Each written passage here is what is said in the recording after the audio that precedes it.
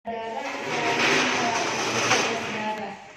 Perlu kita siapkan alat-alatnya, glukometer ya, satu set glukometer ya, ada stiknya, ada alatnya ya, ini stiknya. Kita lihat ini kan ada 3, kita cek mana yang glukometer ya, ini. Terus kita siapkan perlak, kita siapkan kapas alkohol, plester. Ini untuk AGD ya. Ini ada heparin perlu kita siapkan juga. Ya, kita siapkan split yang 3 cc. Ini needle untuk penggantinya kita siapkan ya, karena nanti needle ini akan kita pakai untuk mengambil heparin. Fungsi heparin ini sebagai antikoagulan agar si darah tidak beku ya. Perlu kita siapkan gabus ya, untuk menutup si jarum agar tidak masuk ke udara. Nah, ini kalau memang jauh dari lab ya, ini perlu kita siapkan bak yang berisi batu es. Nanti si sampel darah kita masukkan ke sini gitu ya, kalau memang perjalanannya itu jauh dari lab tempat untuk dilakukan pemeriksaan ya. Nah, untuk analisa gas darah perlu kita siapkan dulu ini heparin ya. Kita siapkan heparin. Dia fungsinya sebagai antikoagulan ya. Kita ambil di sini 3 strip.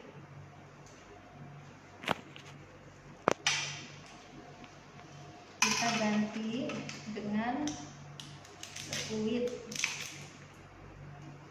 needle yang baru. Ini kita lumasi dengan heparin ya, semua dinding-dinding disposable ini ya. Nah, setelah kita lumasi, yakinkan tidak ada udara karena akan mempengaruhi hasil analisa gas darah. Yakinkan tidak ada udara. Kita dorong sampai tinggal 1 atau 2 strip. Nanti kita ambil darahnya sebanyak 3 cc atau 2,5 cc ya.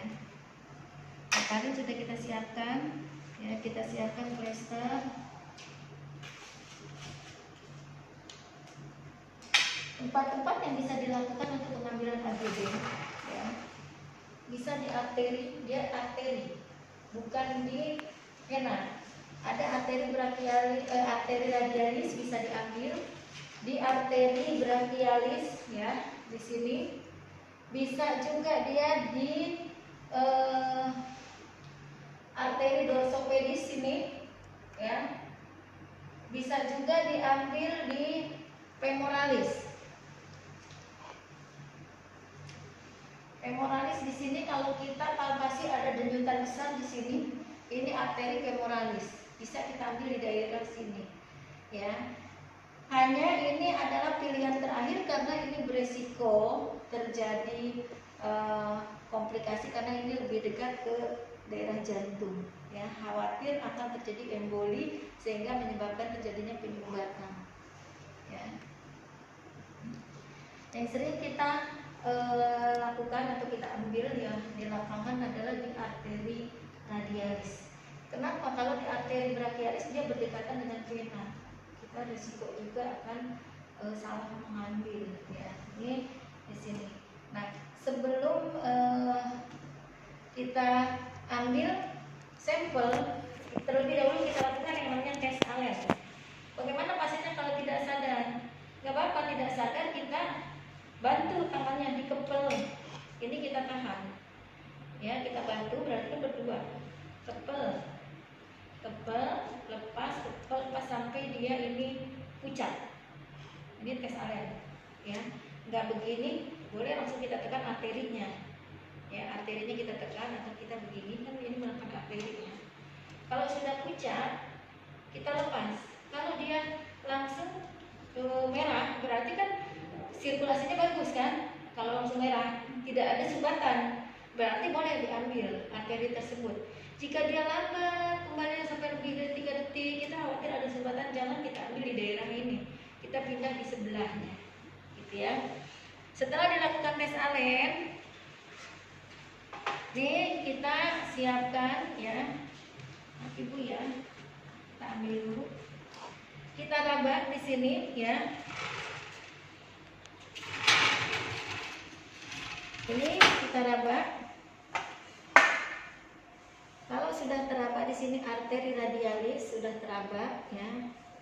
Lalu di sini kita siapkan ini kapas alkohol.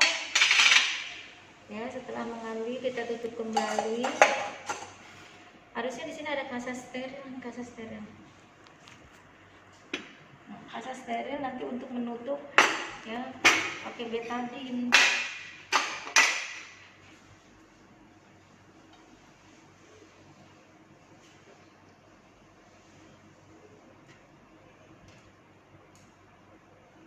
Ya. Ini kita raba ya. Setelah teraba, kita geser sedikit jari kita, berarti ada di tengah sini ya, ada di tengah sini. Ini setelah kita raba ini, oh ada denyutan, kita udah yakin denyutannya di sini. Geser sedikit jari kita, jangan berubah tempat, jangan pindah posisi ya, tetap kita di posisi ini.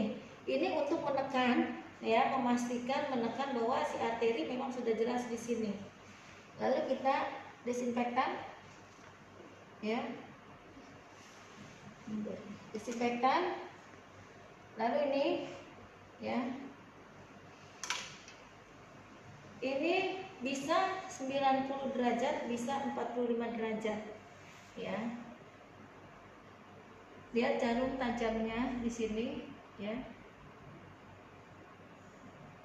Kalau dia misal sudah masuk arteri, dia di sini akan ada warna merah darah ya. Ada yang dia mendorong langsung ke atas. Kalau tidak mendorong langsung ke atas, di sini ada darah, kita bantu aja di sini, tarik ya, 2,5 atau 3 cc. Kalau sudah ya, kita tutup. Langsung ini kita tarik, tutup pakai gabus, langsung agar tidak terjadi lisis ya. Ini kita gerakan supaya tidak terjadi beku, lisis. Ini tetap harus kita tekan pada daerah arteri radialis itu, dia 5 sampai 10 menit kita tekannya ini ya. Ada ya itu SOP-nya, ada kan? Udah megang. Ini kita tekan ya, sambil ini kita lakukan gerakan biar si heparin dengan darah bersatu dan tidak terjadi lisis.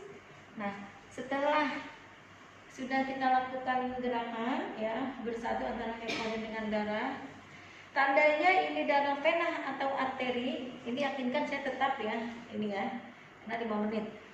Ini untuk meyakinkan darah arteri atau darah vena. Bedanya, kalau darah arteri dia warnanya merah terang, kalau vena merah gelap.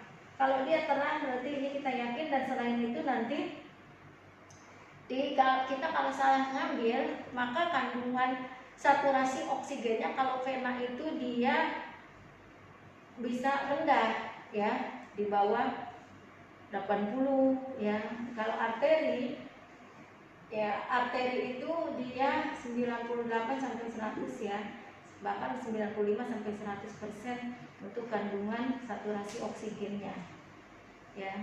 Oke, kita masukkan ke dalam bak yang berisi batu es. Kalau sudah 5 menit, kita tekan, tutup dengan kaca steril ya, yang dikasih betadine. Tutup sini. Nah, baru kita plester. Jadi setiap tempat penekanannya berbeda ya. Arteri brachialis beda, arteri femoralis beda, arteri dorsopedis juga beda. Jadi setiap tempat pengambilan penekanannya itu berbeda lama penekanannya. Kenapa? Agar menghindari terjadinya emboli. Kalau tidak kita tekan, dia langsung, karena ini arteri tekanannya kencang, dia akan membumbul biru besar di sini, emboli. Makanya hati-hati, jangan dilepas sebelum waktu yang sudah ditentukan penekanannya. Ya. Setelah itu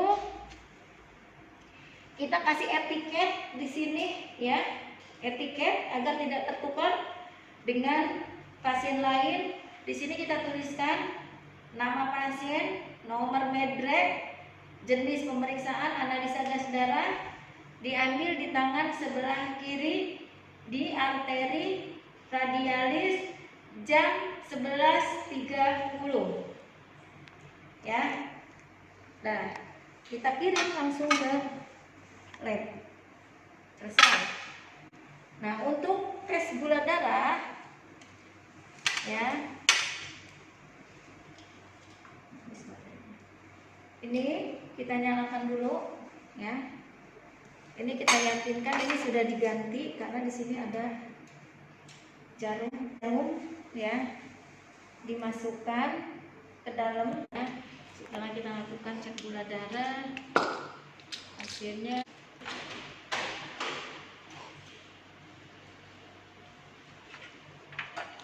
cek gula darah ya. Ininya kita luruskan tangannya ya, kita cek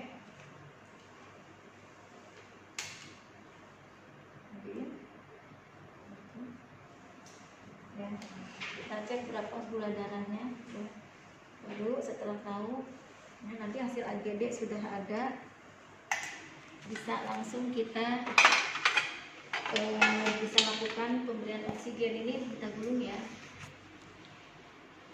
sudah selesai ada ya. Dia nilainya terjadi pasiennya asidosis respiratorik ya. Kita berikan oksigen non rebreathing ya.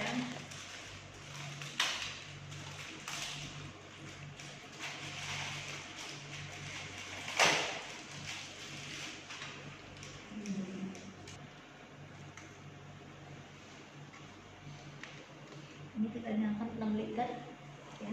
Beda dengan nasal penuh nggak boleh lebih dari 6 liter karena bisa meracuni ya. 4 liter ini kita kasih 6 liter. Di sini ada ini namanya face mask ya, maskernya. Di sini ada katupnya, kita pasang karena dia hiperventilasi ya pasiennya ya. Sudah kita pasang oksigen ya, kita pasang infusan. Tadi kita resusitasi cairan ya,